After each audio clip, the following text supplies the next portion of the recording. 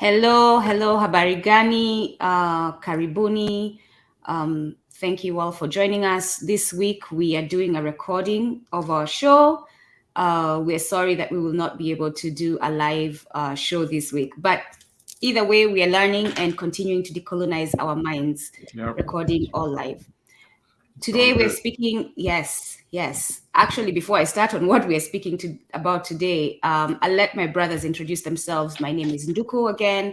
I'm an activist, a revolutionary who is joining my brothers in altering the false narrative that has been perpetuated by Western media, fixing the false narrative. And Brother right here, Bisoji. in the belly of the new beast, the United States. I took it away from you today, brother. The United States, the fading imperial power, right? The U.S. is That is too much excitement. No, the U.S. is really panicking now with China building alliances around the world, and people having conversations about moving away from the dollar. We're living in very interesting times, really. Comrade, so this is Milton Alimadi. I always feel like a special moment when we do this show, really. You know, we get to discuss African issues from an African perspective, you know, pulling in some of our rich history. And where else can you find it but Kumbukeni? On to you, comrade. Yes. Good evening again. My name is Adesoji Ginla, coming again from the center of Empire. They're now bumped down. The original. No, but they always have the original. They can always claim that. Yes, the center of Empire. The first imperial power. The center of Empire, and we're about to have another king, His Royal Majesty King Charles III. And yes, I'm sure all Africans will join us in congratulating him and wishing him. Oh, wait a minute, because his inauguration is coming. His official inauguration, right? We don't do inauguration, we do coronation. Coronation. So I'll be going like this to King Charles. I'm not worthy. I'm not worthy. There will be a lot of people who look like you and me who will be doing that. Well, no, we're really, also, yeah, we're also some of them will be crying too. Yeah, we're supposed to pledge allegiance on Monday, you know, so Lord have mercy. And it will be 66 million and hopefully many more in the Commonwealth joining us. Make sure you wear your best penguin suit. Yes, get it ironed and prepared for Monday. Yes. We're with the top hat. Don't forget the top hat. Yeah. Because you have to be in your English finery. Your best. Yeah. So. You know. Yes, indeed. So today we talk about our brother, our ancestor, Amilcar Cabral. We mentioned him a little bit last week as we were talking about Cuba. He was one of the attendees and he spoke at the Tricontinental Conference in Havana, hosted by Fidel Castro. And everyone walked away complimenting him on his speech because it addressed apparently most accurately what was going on in Africa. So today we're going to be going through, and before we continue, Amilcar Cabral. Who is he? He was a Pan-Africanist, a true Pan-African revolutionary intellectual who took his intellectual from the books, from the classroom, from the lecture halls, to the field, to the front lines, and joined the armed struggle in Guinea-Bissau. He did not just talk about it, he actually walked the talk. And so today we're going to go through a few of his quotes, break them down, analyze them, see what he's telling us in them, and see how we can use them in contemporary times, how we can use them in our times, to finally get this thing called liberation, to finally be truly independent of imperialists. So the first quote: always bear in mind that the people are not fighting for ideas, for the things in anyone's head. They are fighting to win material benefits, to live better and in peace, to see their lives go forward, to guarantee the future of their children. I love this quote. Yes. Brothers, no, it's let's just, dive right in. You can't say it any better than that. I think And just imagine, he made these words decades ago, right? Describing the African condition that we are faced with today. What has independence yielded, right? And as Walter Rodney says in that lecture on YouTube, Crisis in the Periphery, Africa and the Caribbean, he said independence was historic. Yes, it was significant, but in and of itself, it was not sufficient. It just opened the opportunities for us to now be able to transform our societies. And we have to be frank and honest, we failed to do that. We failed to take control of our destiny. Of course, our capacity has been very limited and constricted by the former colonial powers because they realized that if we truly exercise our sovereignty, we will start using our material resources, the raw materials, to build wealth in Africa. They would no longer be able to exploit us. But if that's not what we are out to do, then what is the use of independence? What is the use of independence? So Cabral is right. Those people that sacrifice in the struggle for independence, they did not do it just to gratify the elite who were leading the struggle. They did it because they really believed that this would be an opportunity for them to improve their lives and the destiny of their children. But today, in 2023, when we watch young Africans drowning, trying to escape from the continent, drowning in the Mediterranean, how would Cabral feel today? Just think about it. The brother is weeping in his grave today. Off to you, Brother Desoji. Yes, often it's said that before you get a tree, you have to first of all plant the seed. So Amilcar Cabral was born 19th of September 1924 to a journalist that's been his father and a nurse. But the key thing was they instilled in him the idea and the notion of seeking out the truth wherever that might be. Yes. And so when we look at that quote, which says, always bear in mind that people are not fighting for ideas, but for things in anyone's head. They are fighting for material benefits to live better in peace and to see their lives go forward. So question is, how do we categorize going forward? Education. If we look through the African society, what sort of education do we have? These are education that are meant to make us still be subservient. Correct. To the previous colonial masters. And then what benefits does that education bring? If in effect we're talking about still operating on a cash crop economy. Basically, we don't feed ourselves.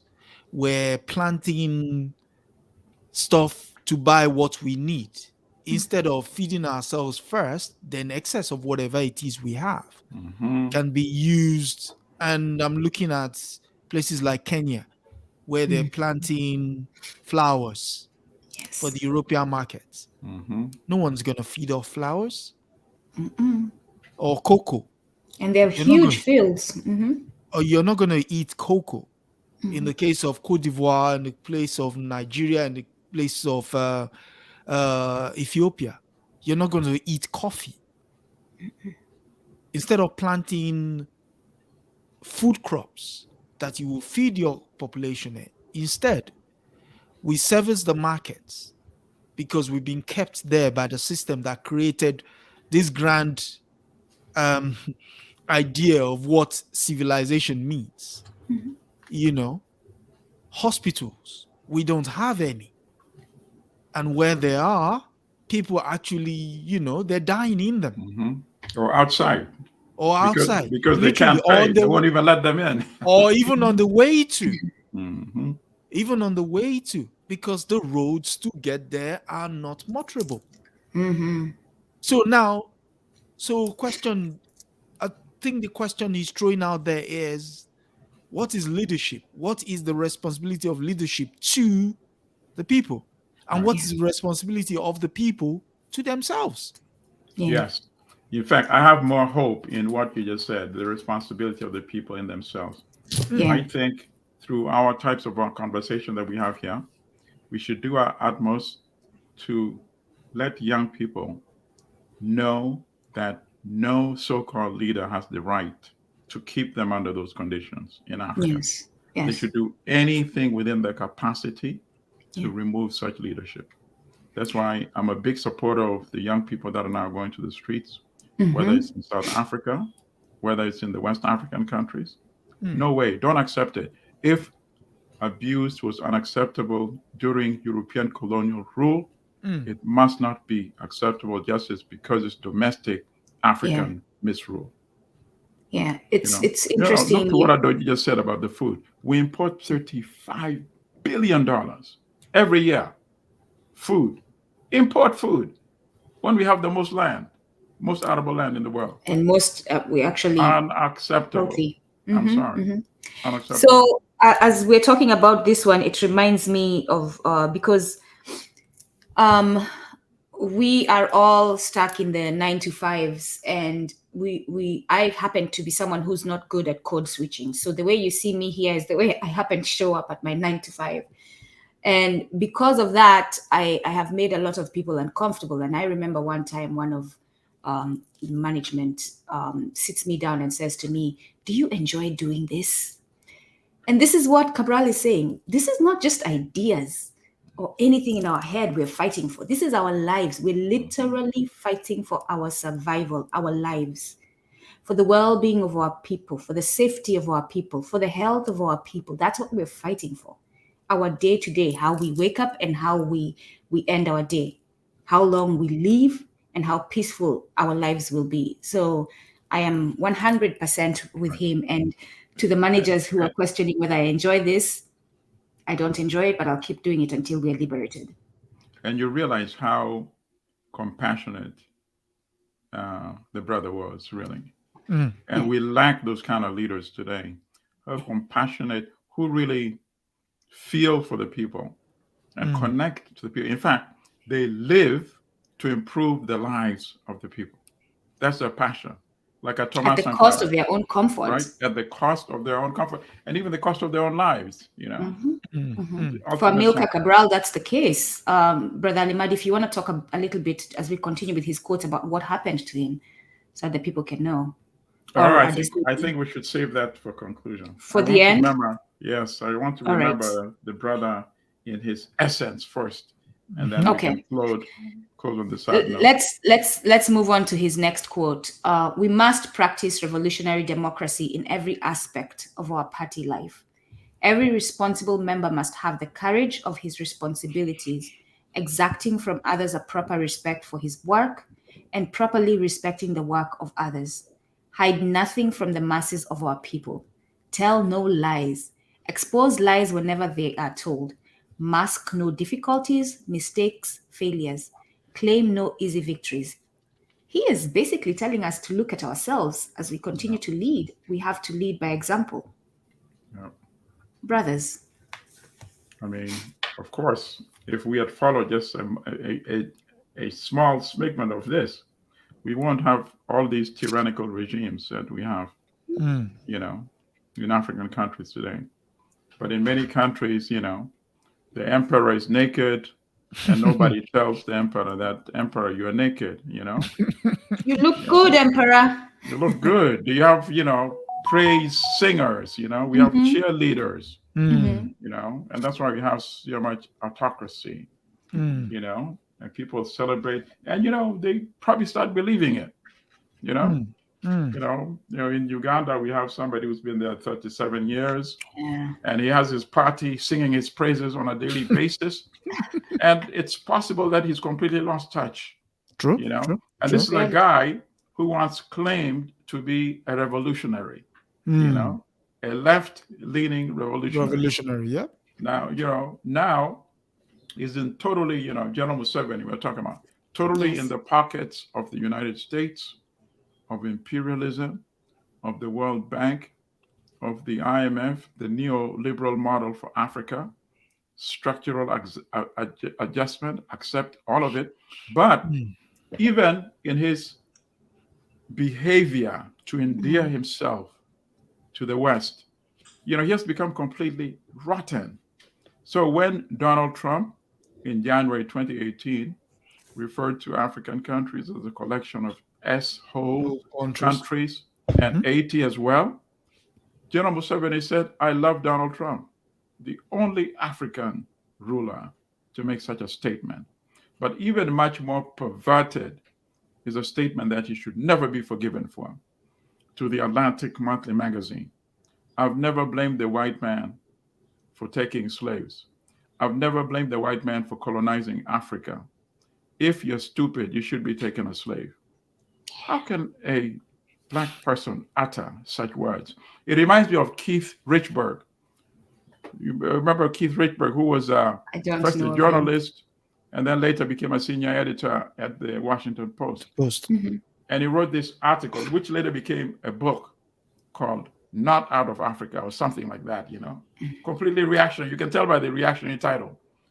And Keith Richburg said, when he was covering the genocide in Rwanda, on behalf of the Washington Post, and he saw the bodies of the victims floating along the Akagera River, he said to himself, oh, there but for the grace of God go I. Had my ancestors not been captured and taken into slavery, I might have been one of the exactly. Can you imagine? And these are the kind of people they promote, of course. He promoted, he became a whole editor at the Post. That article he wrote was turned into a whole book by a major publishing company. Yeah. And they promote this kind of mindset, These are people who are only Black by appearance. Exactly. Yeah. No, absolutely. Well put. And of course, Fanon analyzed people like that. In black skin, white mask. In white mask, yes. Indeed. Yeah. Indeed. Yeah. Brother Adesoji, anything on this transparency that our brother is talking about?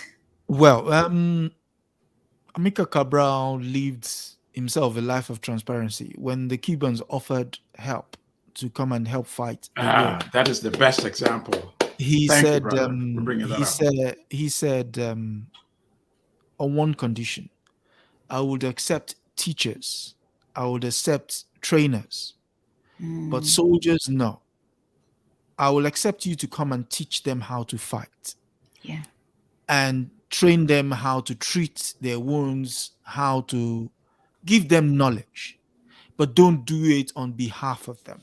Why? Because he wanted them to bear responsibility for their own liberation. Exactly. It's a great lesson. And fast forward 1983, Thomas Sankara also used the same notion. He said, why would you wear Levi Strauss? Why would you wear all these expensive designer? They don't even know where Ouagadougou is. Yeah. You have your own cloth. If you wear your own cloth, you create an economy behind the person's whose job that is. Exactly. And then he says, okay, we have roads to build. We don't have money, but we have people. We need dams. We don't have money, but we have people. And we will build them. So the concept of transparency there is saying, listen, I am leading, but I need your help to lead. And what did the people do? They helped. One of his living legacy is the Green Belt, which is essentially planting trees from Ouagadougou to the east coast of Africa. That tree belt now forms and they will come once something is seen to be viable. The United Nations recently, gave kudos to that initiative to say, it's something that has turned a part of the Sahel that was being overrun by the desert into an oasis. So again, transparency. What do you want to do? This is what we want to do. Engage the people. When you engage the people and they come in, what they will literally do is they will own it. Of course. And how did they make sure they own it? He said, okay, listen, if you want to go and get the hand of your companion in marriage, take along a tree, plant a tree. Tree planting, make it as part of the ceremony. Exactly. If you're sitting around before you sit It's a down, great idea. Of course. Plant trees, and the people did it. Every African should take that on for their weddings moving forward. Become part of the social structure. And just think about what you said, brother. How many people would refuse offer of men to come fight for you, men and women, to come fight for you? Just think about that. How many of those so-called leaders would have taken that position? Because you want to empower your people and not make them dependent, which is what's happening now. Africa is dependent on the US, on France, on Russia, on China, on all these countries to do their bidding, to do their fighting. Somalia happens and, Mr. President, can you please send troops? Meanwhile, they have national armies that are very brave when it comes to attacking unarmed citizens. Right? Absolutely. I mean, go on social media and look at some of the scenes. Last week there was one, Ugandan soldiers in full combat fatigue. Sometimes they even come with the the grass, the helmet. And the enemy they were attacking, who are the enemies? Someone just were opposition members of parliament, a lady and a man, opposition members of parliament. They were assaulted, they were beaten with sticks, they were kicked around. That's when they're brave. But when facing invaders, they just disappear. They do the bidding for the imperialists. That's listen. Unfortunate. So our third quote. The colonialists usually say that it was they who brought us into history. Today we show that this is not so. They made us live history, our history, to follow them. Right at the back, to follow the progress of their history. Oh, this is talking about the erasure of Black people. The erasure of us and where we came from, where they want to start our history from. We came into Africa, you were enslaved, and not go before that, what we were doing. Brothers, this one, please. No, I love speak this on one. it. I love it. This is decolonize our minds, essentially. Yeah, this is decolonize our minds, but even beyond that, this is reminding us and them that, in fact, without us, there's no them. Because after all, human beings originated in Africa. And let me just, there are so many lessons that we can draw from this. Last week, as you know, there was a big debate that is still raising on social media. An Egyptian lawyer sued Netflix because Netflix portrayed Cleopatra as an African. And there's back and forth going on social media. I think Jada Pinkett, I think, is one of the producers. Of that film. And my view is that is such a false argument, right? Because what the Egyptians are trying to do is rewrite history. Is to rewrite history. Because yes, it can be proven that Cleopatra was not African. And I don't care much for Cleopatra anyway. No. But if the Egyptians are able to show much of the world that is ignorant when it comes to the history of Kemet, if they're able to prove that Cleopatra was actually white, then by extension, they want to make the argument that original Kemet was also white. Exactly. See the trick behind it?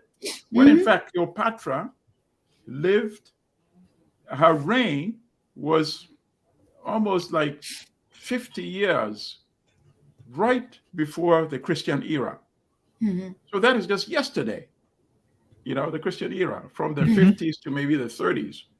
BC is when she reigned. When, in fact, the first king of Egypt, Menes, aka Nama, and if anybody is sitting before a computer, just Google that name and you'll see his bust will appear, the image of his bust. And as Europeans like saying, as Negroid as it gets. That was Nama. And he unified Upper and Lower Egypt 3,200 years BC. This is about 5,000 years before the United States existed, about 4,000 before England existed. So there were no Europeans in the picture at that time. By the time of Cleopatra, Egypt has been invaded multiple times, occupied multiple times. The population, of course, became an amalgam of all these invasions. Mixed. So it's not surprising that Cleopatra would not be white, would not be African. And in any case, who the hell was she? What achievement did she have, apart from inviting certain gentlemen to form powerful alliances? If she had been African, in fact, they would have had another name for this sister, Cleopatra. But let's go back to the achievements. The achievements in Kemet, all the pyramids, the Sphinx, and all those phenomenal structures that people go to visit were all created centuries before Cleopatra even existed. You see? So that is why the history is very important. Yeah. Cabral said that we were having our historical evolution. The Europeans came and hijacked it, superimposed their history upon ours, and then many of us became confused and lost. So in order to continue the organic march, we really have to go back, re-embrace our history, which, of course, as you said, would involve decolonizing the mind, rejecting what we don't need from outside, and then joining the stream of history. Off to you, Brother Adesoji. And just, Brother Adesoji, before you speak, all jokes aside, we as well, myself, Brother Adesoji, Brother Ali Mahdi, are in the process of decolonizing our minds, because even the most African of minds was decolonized.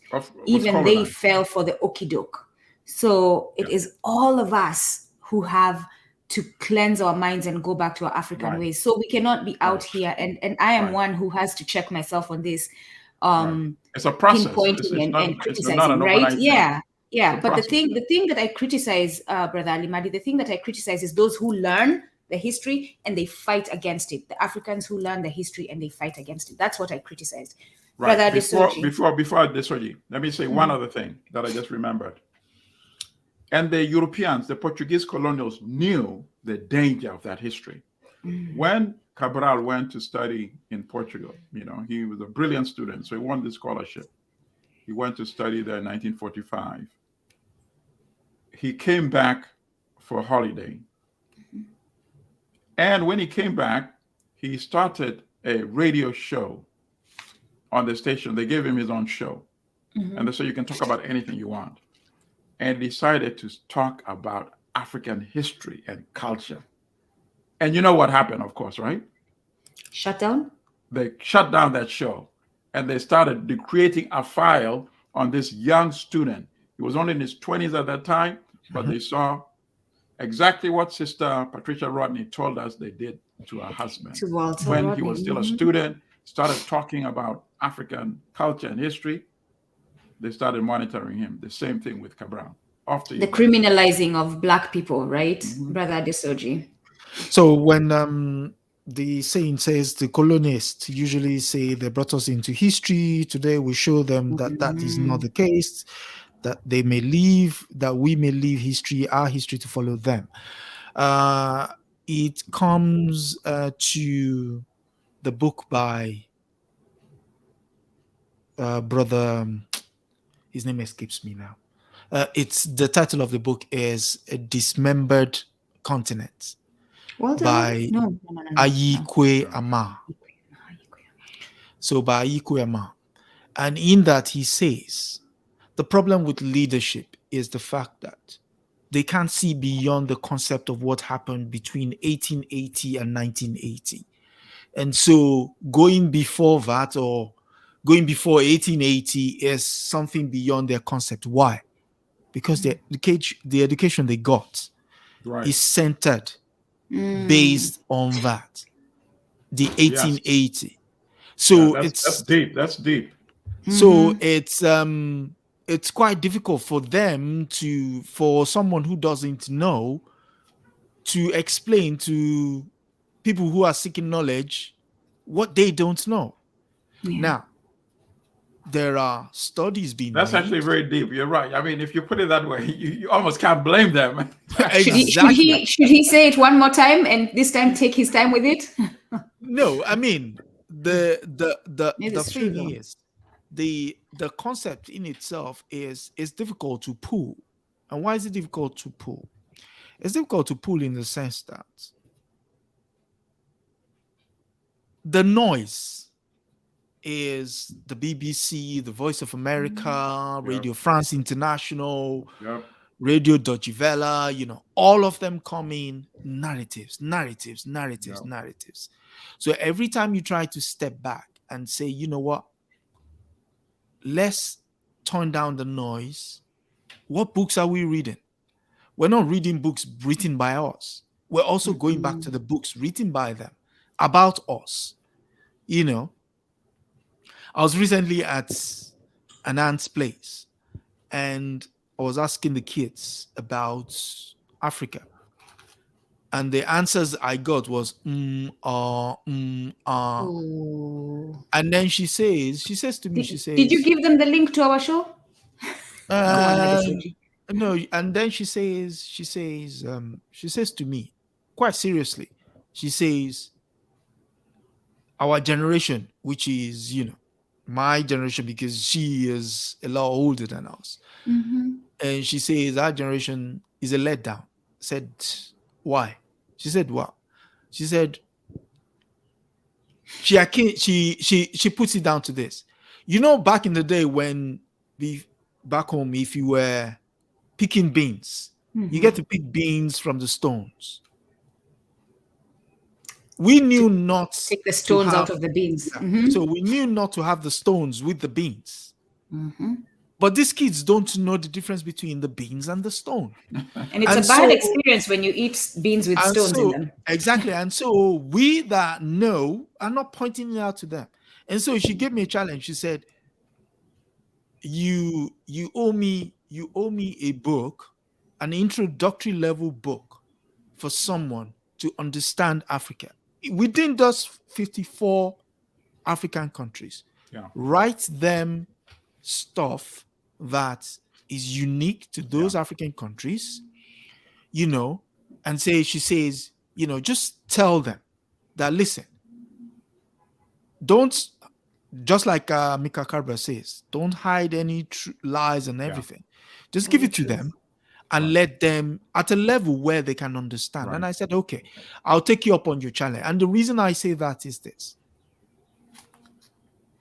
We have to have, it's not just running around in the streets, calling ourselves, giving ourselves title. It's sitting down and doing the work, sifting, reading, giving people, not everybody will understand at the level of Professor Alimadi here to break down those books, but write those books in ways that kids can understand, And so I said, you know what? Give me 3 months. I'll come up with something, And here's the thing, brother. I said, finish what you're saying. Sorry. And so, in essence, what I'm saying is this: when Amilcar Cabral gave that quote, what he was saying is, the sands of time shift, and we as people must move with those sands of times. We have to now say, okay, what has been written about us? They've written us out of history. We're able to go into the archives. We need to write ourselves back in. Brother Milton did something recently with the Battle of Adwa. Yes, indeed. That is writing yourself back into history. The how manufacturing hates, that is writing yourself back into history. To say whatever narrative they've given about you, or the gentleman who stood by the river and said, were it not for the fact that his ancestors were taken, he could have been crocodile bait. Right. Yeah. Write yourself back into history, rewrite that history. I was in a room yesterday on Clubhouse and people were talking about what IQs is and I said, do you people actually realize that this is pseudoscience by the Germans, by the Europeans, effectively trying to break your psyche, to say because they've deemed you less than, you should stick to that less than theory. And so every other time you come before them, you're constantly trying to prove that you're worthy. Right. So Yeah. that's The No, other thing, brother. Let me add one thing. I love as we were speaking, I was nodding my head. His aunt. yes, I completely love her because she's onto something. yes, For the last, actually, I would say 4 years now, I've been trying to work on that book that she was talking about. And here and there, I find time to contribute some material into it. And I'm calling it Africa for American readers, But it sounds like we also need Africa for African readers as well, But she's onto something. And because she's a solution seeker, you see? Just because conditions like this, we should not forsake them. Let's create something that will help them become better people. So I really love what you said about that. So, brothers, here's Adesoji telling us he was called to action by his aunt. And here's Brother Alimadi telling us, because this is what I was going to say before, but again, the ancestors do not make any mistakes and everything is as it should be. Brother Alimadi is telling us 4 years ago, he began this exact thing that Adesoji has been called to action for. So the thing that I'm working now on helping us realize, the thing that I am embracing is that we are better as a collective. Imagine how much easier your work is if the two of you come together to continue it. Imagine how much easier is if you add other people who know about Africa to the work that you're doing. So that this book is not just by Adesoji, it's not just by Alimadi. We are caught up in this mentality of individualism where it says, I'm writing a book. Oh, I want to put my name in the book. We can do it as a collective. I love this collective idea because then to get the he can do a information out. chapter, I can do a chapter, you can do a chapter. And if he does a chapter on Nigeria, he has, that, right? Let's do that. Because we have limited time, limited resources. Let's bring ourselves together and work on things like this. No, I'm on board with that idea. Right? This is a call to action that would be made easier for a collective as opposed to an individual. Yes, you don't get as much money as an individual, but the goal is to get the information out and decolonize our minds. And that will happen in that situation. So, brothers, let's get to work. Let's do this as a collective. I am moving on to the next quote by our brother, Amilcar Cabral. And this one, I think this one was my favorite one because it speaks somehow to some of the things you all were mentioning. In combating racism, we do not make progress if we combat the people themselves. We have to combat the causes of racism. Again, we have to combat the causes of racism. If a bandit comes to my house and I have a gun, I cannot shoot the shadow of the bandit. I have to shoot the bandit. Many people lose energy and effort and make sacrifices combating shadows. We have to combat the material reality that produces the shadow. And this is often a lot of clubhouse rooms, a lot of spaces where our people are gathering. They're talking about the shadow. Oh, look at us, this is happening to us. Oh, look at the shootings. Oh, look at this black person who was killed. Look at this African leader who was killed. And we're not talking about the person who planned the assassination. Right. The bigger entity that is making all these things happen. So they're sitting in their clubhouses, sipping their, what are they called? The brown drink. What is it called? What is that liquor? The whiskey. Sipping their whiskey, smoking their cigars, laughing as they watch us get caught up in the shadow instead of addressing them, the cause. Right. So, Well, brothers, the cause is, of course, capitalism, and that's not often mentioned. You see, people should start by reading Eric Williams' book. Yep. You know, Hmm. Capitalism and Slavery. Right. Yep. There you go. Because, for example, in this country, one of the biggest scams, right, is that the Republicans are racist and Democrats are not racist, right? Because Democrats often don't make the kind of racist, blatantly racist statements that Republicans do, they're not covert, yeah? right? I mean, overt. But Democrats do not implement the social transformation that would address the conditions of the Black experience in this country, right? How many times have you heard Democrats taking the lead and saying, we need to redress the historical wrong of enslavement of African people in this Their country, actions symbolize right? their racism, Yeah, right? absolutely, of course. Yeah. And that is the Or solution. lack You of action. cannot just wish these conditions away. So the implication that if I'm don't say racist statements, then it means I'm not a racist. Racist, yeah. You see, that's the easy default for them to fall behind. And the easiest way for people to understand how serious the issue is to realize that capitalism really is the key driver, right? Because with capitalism, if you read Eric Williams' book, you realize that they were even selling fellow Europeans from England, up to a point. kidnapping Europeans on the street Yeah. to ship them to the Caribbean. The profit motive, right? That explains a lot of the ugly crimes against Africans, right? Enslavement, colonialism, and now neo-colonialism. Colonialism. Yep. So that's what he was talking about. Let's stop fighting the shadows. Let's go to the root of the issue. And in this country and globally, it has been historically racism. And I think we are now seeing some changes. I think unchallenged capitalism, I think it's now coming toward an end. Because now even the United States is seeing what China is doing. China, yes, they have their own version of capitalism, but the state is heavily involved because they know that if you let profit be the only motive, then of course the company would not even want to pay for the pollution that they emit, right? They could dump lead in the river so long as the executives of the company don't live nearby. That's what they've been doing and destroying this country. So China, the state takes a very heavy position in the type of capitalism that they have. And it's much more humane than what we have here in the United States.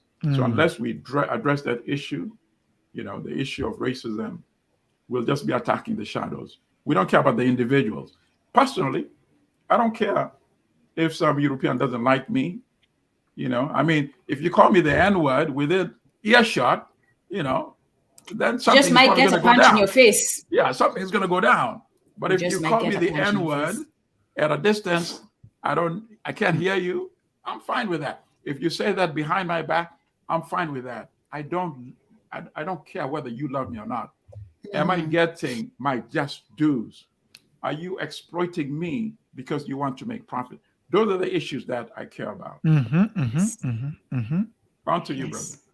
Okay, so yeah, which also brings me to a conversation I was having yesterday on Clubhouse, and they were talking about the proposed coronation of King Charles III, and people were saying, "Oh, why would you advocate? Why would you advocate the things we get caught up for King Charles and everything?" I'm like, you people are missing the point. During the George Floyd protests that spilled over into London, one company came out and essentially, put up their hand thinking you've caught them. But they put up their hand and drew it down so quickly that people missed it. Lloyds of London came out and apologized for their partaking in the slave trade. Why is that important? Because they insured all the ships. Insuring all the ships meant they made money. And Big money. not just on the ships. They made money On the cargo. On the ships. The people, coffee, tobacco, sugar, cotton. They made money. And you people are fixated on pomp and pageantry, thinking the royal family made money, yes, but minuscule money. There's a reason why they call it the City of London. The money, as we speak, the money that's going through that area as we speak is mind-boggling. It's mind-boggling, and I'm glad you reminded me. We need to do a show on that in the future. But go ahead, continue. Is mind-boggling, and so we're constantly thinking about things that are inconsequential. The shadows. Amilcar Cabral calls them the shadows. Yep, superficial. Yeah, right. The guy he's gonna put a crown on his head. He's got diamonds. I'm like, listen, there's so much stuff as we speak that is literally being carted out of Africa. That when you stack it next to him, you probably won't even see him. Yeah. So again, that's what Brother Amilcar Cabral is saying. We're fixated on the sensationalism of the fight, not focusing on the core argument. And the core argument is this: there is a system in place. What system is that? That says, I'm going to give you money. And if I give you the money, one, I will tell you what to do with the said money, how you can spend the said money, what you can, where you can do. Right. And I'll make sure I give you just enough so that you keep coming back.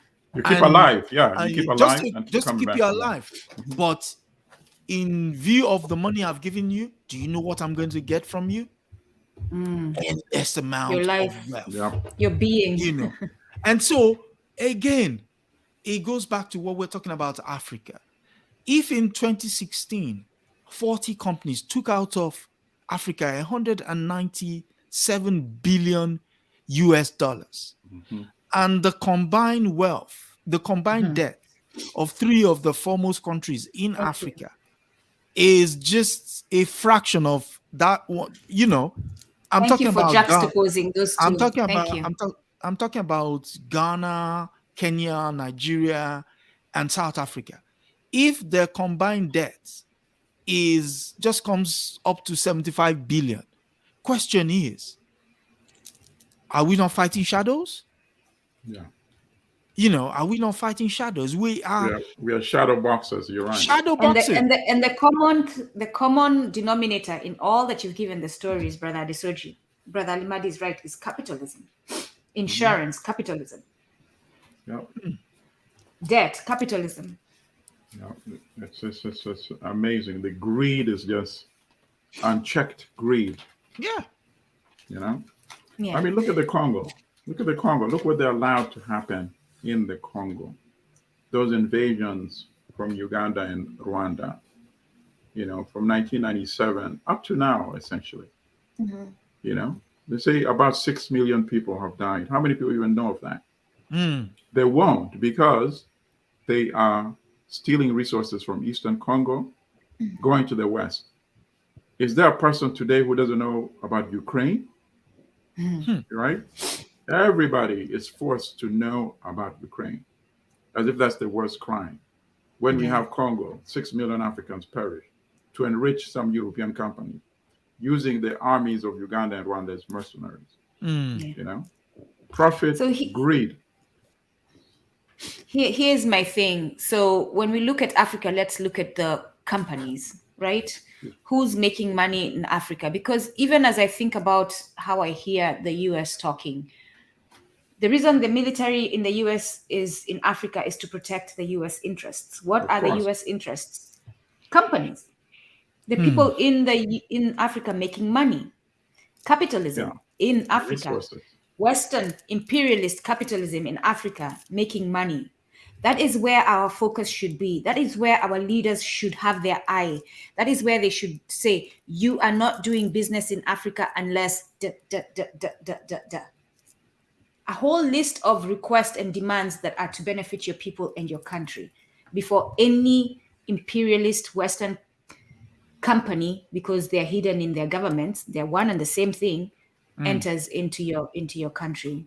So yes, let's look at the main cause and not the shadow. Let's look at the bodies and not the shadows.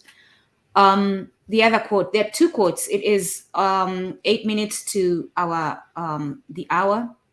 We're going to be closing soon. Again, you can join our community on Patreon by visiting patreon.com/Kumbukeni, or you can subscribe on YouTube at youtube.com/@Kumbukeni1. Right here on this video, our brother Adesoji made it very easy for you to click and subscribe. So go ahead and do that. It costs you nothing. You're not paying anything. It doesn't take your time. Just click and subscribe. There are a bunch of other quotes, but two that I want to focus on with the time that we have left. The first one, always remember that the people are not, that we just did that, sorry. Whatever may be the ideological or idealistic characteristics of cultural expression, this is the one I wanted. Culture is an essential element of the history of a people. Culture is, perhaps, the product of this history, just as the flower is the product of a plant. Like history, or because it is history, culture has as its material base the level of productive forces and the mode of production. Culture plunges its roots into the physical reality of the environment, humus, in which it develops, and it reflects the organic nature of the society, which may be more or less influenced by external factors. History allows us to know the nature and extent of the imbalances and conflicts, economic, political, and social, which characterize the evolution of a society. Culture allows us to know the dynamic syntheses which have been developed and established by social conscience to resolve these conflicts at each stage of its evolution in the search for survival and progress. He's getting deeper into the previous quote. I don't know if you see that, brothers, right? He's getting deeper into the previous quote. Now he's making us look at, once we stop looking at the shadow and we start looking at the main cause, how to do so. Brothers. Two, there are many, in fact. If we conclude, I think the African writers that emerged in the 1960s, right at the time when many of these countries started decolonizing, that's what their focus was on. The essence, the essential of African culture, right? So you name any one of them, whether it was the Chebe, whether it was Ngugi, whether it was Shoyinka, whether it was Kot Bitak, Don't forget the women. Let's name them. Brother, off to you. Flora I'm forgetting her name. Flora Wampa. In fact, I think West Africa had a lot more than we did in East Africa. Mogo in Kenya. Musere Mogo, Aita Ado, Atama Ado. What's the Emecheta, and I mean there are a whole host of them. What I think Amilcar Cabral was talking about there is what Brother Ngugi spoke to in his book Something Torn and New, where he talked about ghosted memories. Yes. He said, and I'm trying to paraphrase now, that the point is not so much as you losing yourself, is the fact that there wasn't anything to lose in the first place because you didn't even know you had it. So you're lost. Especially today's generations that have been so you're lost. So he says, okay, in the language, if you speak a language, your language roots you, grounds you. But the moment you translate said language into the language of which we're communicating, the means of communication right now, which is English, it loses its meaning. Yeah. So respect, etiquette, protocol, all of that is rooted in your culture, is grounded. It's the language becomes the vehicle of that culture. And so when you lose sight of that language and you don't speak it, and you speak in English, you lose all of that. You lose the value system. You lose the value system. And the moment you lose the value system, you begin to see yourselves in the eyes of the people who want to denigrate you in the first place. So it goes back to the IQ thing we were talking about, which is when people say, oh, that person speaks proper English. He speaks very eloquently. What is that? And it brings me, back to Sylvia Wynter's famous book title, No Humans Involved, wherein the police set on Rodney King and they were beating him into a pulp. The report in the station is, who is it? No humans involved. If you don't have the culture and the vehicle of language to explain the culture, to give value to who you are as a human being, then you might as well give up and go home. So Ngugi is saying in something torn and new that you have to reimagine what it is. Brother Ayikuyama also says it in The Eloquence of the Scribes. We have to go back to the roots to understand how we used to see ourselves before, as he puts it, the interruption. Yeah. Yes. And the moment you do that, then you can then say, okay, I'm awake now. Yeah. What is it I need to do? But our contemporary so-called educated elite are anti-Africa. They're reactionary. Ngugi, in fact, wanted to take performance arts to the masses. He was detained and tortured for 1 year in prison for performing that play, I Will Marry When I Want.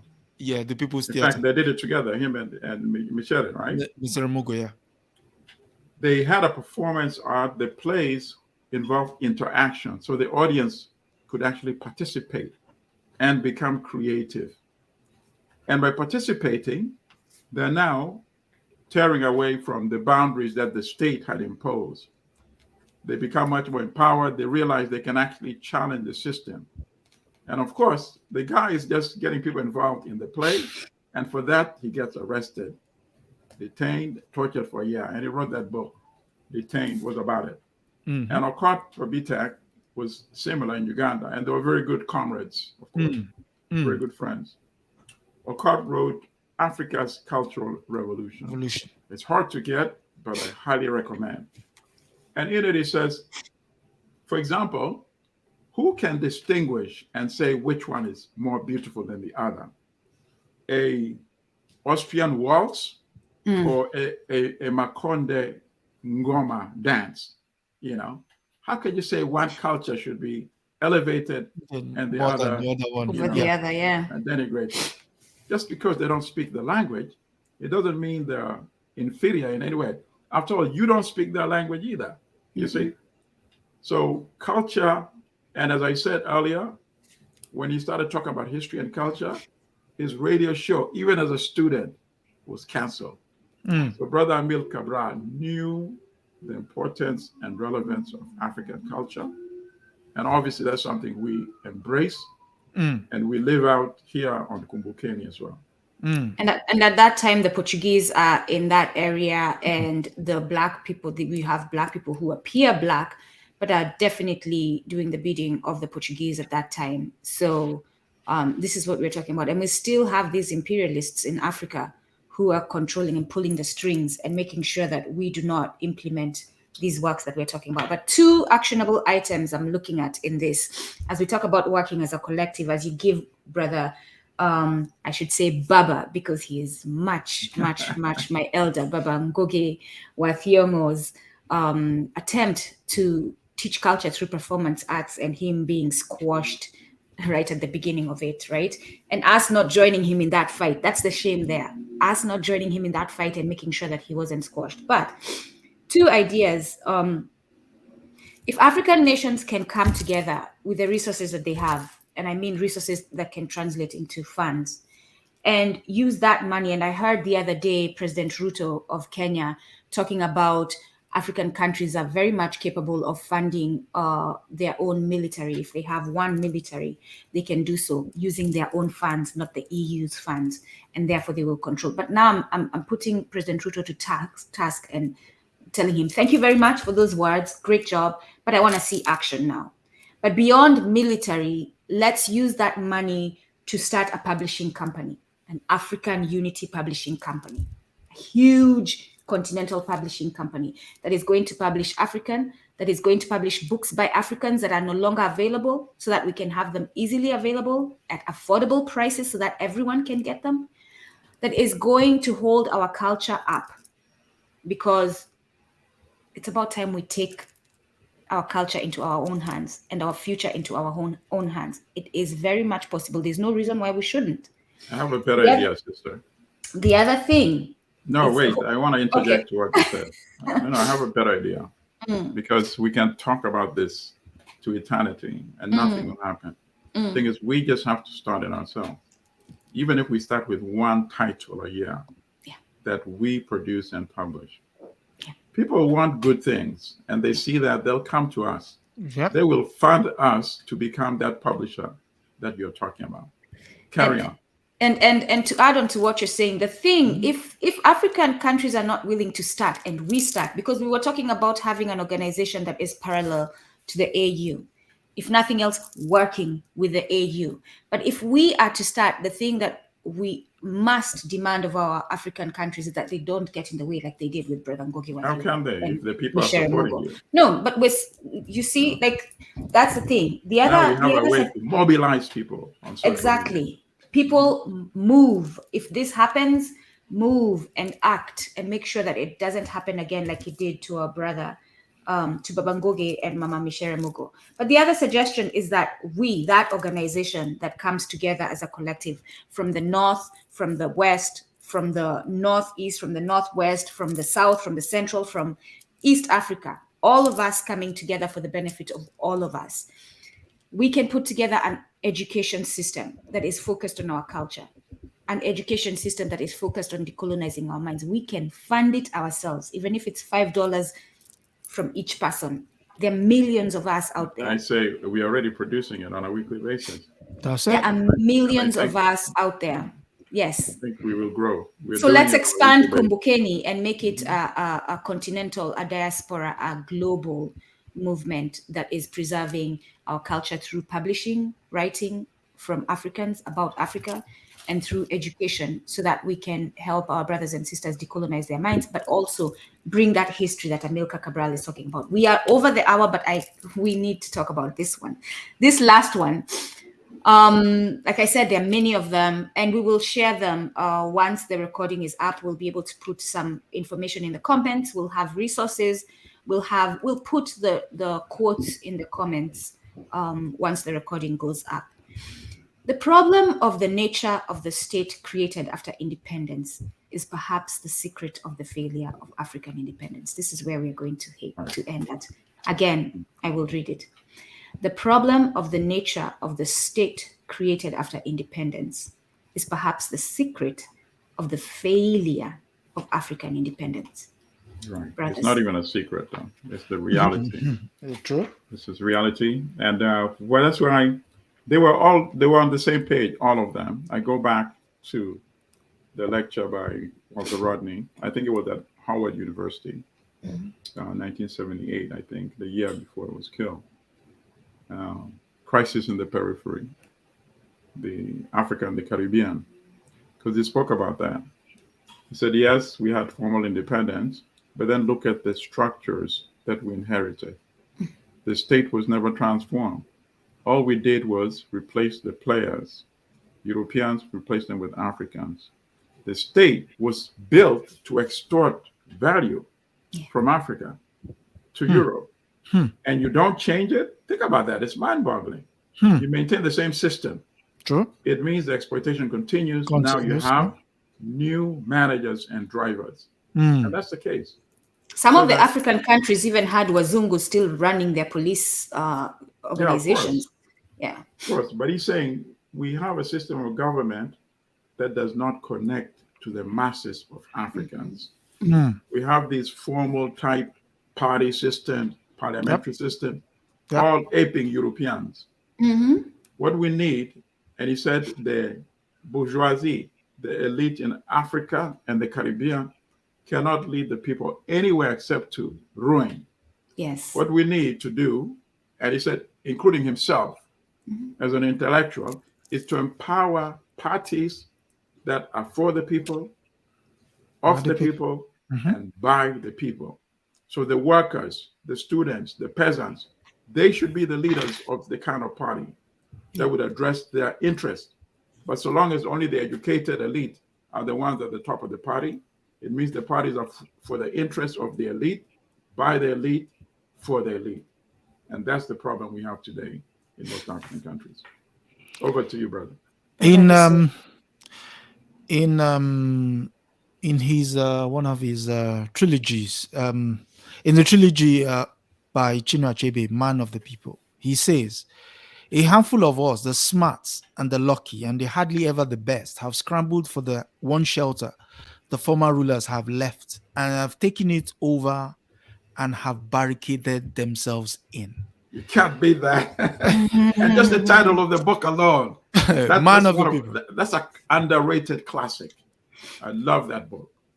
So, by that alone, he has analyzed what the problem. That novel analyzes the problem of what Africa is. It does. And then, brother, I'm so happy you reminded me of that book, man. It's an underrated classic. Everybody knows about Things Fall Apart, but Man of the People, yes, and Man of you should read Man of the People. Yes.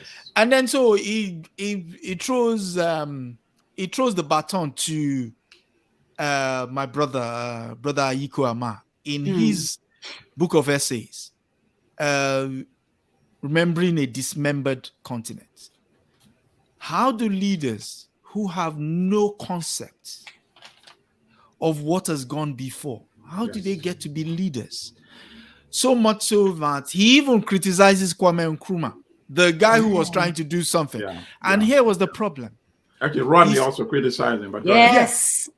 And so here was the problem. He says, the first thing was when they became head of state, in the case of Kwame Nkrumah, he says his first move shows that he doesn't even know what he's about. He went into Crystalborg Castle. Crystalborg Castle used to be a slave castle. Correct. That became like a state house, right? Exactly. Why would you inherit Crystalborg Castle, which has... Good point. Is, all of that history on it. Right. How could you even sleep there with all those? You didn't hear those screams at night. Exactly. He says, so how would you build upon that? And then he goes further. He says, and then they come together in 1963 and they're talking about how to become United States of Africa. First and foremost, get rid of all those borders, the borders you inherited.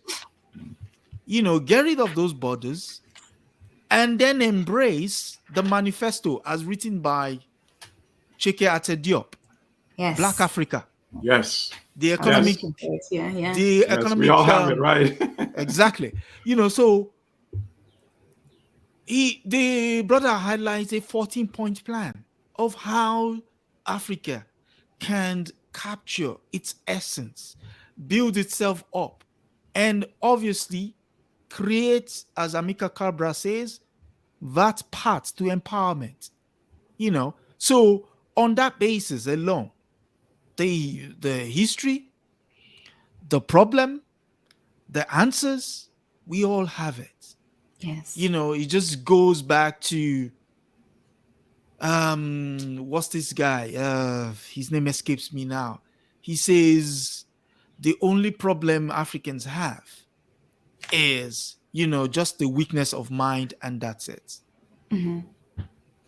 All right. So quickly, thank you, brothers. Thank you so much for all your contributions. I'm very elated. This was a beautiful topic. Right. Going back to Amilcar Cabral's advice, we go back to our history because our brothers, Amilcar Cabral, Sheikh Anta Diop, Ayikwe Ama, they've all left us a blueprint, Walter Rodney, for us to follow. So let's put that together in this organization, this group of Africans who are going to come together to finally put into action these and we invite other collaborators to get in touch with us as well. Yes. Quickly, in closing, I am going to read this quick quote from the speech that our brother made. It's a quick paragraph at the Tricontinental Conference in Havana in 1966. Correct. Brother Amilcar Cabral says, it is possible that others will not be present at the celebration. And he's speaking to the elites. This is why I remembered, okay, let me read this quickly.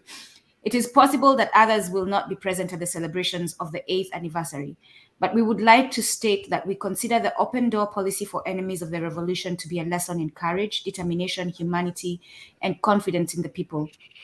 Another political and moral victory over the enemy. And to those who are worried in a spirit of friendship about the dangers which may be involved in this exodus, we guarantee that we, the peoples of the countries of Africa, still completely dominated by Portuguese colonialism, are prepared to send to Cuba as many men and women as may be needed to compensate for the departure. This is the part, the departure of those who, for reasons of class, or of inability to adapt, have interests or attitudes which are incompatible with the interests of the Cuban people.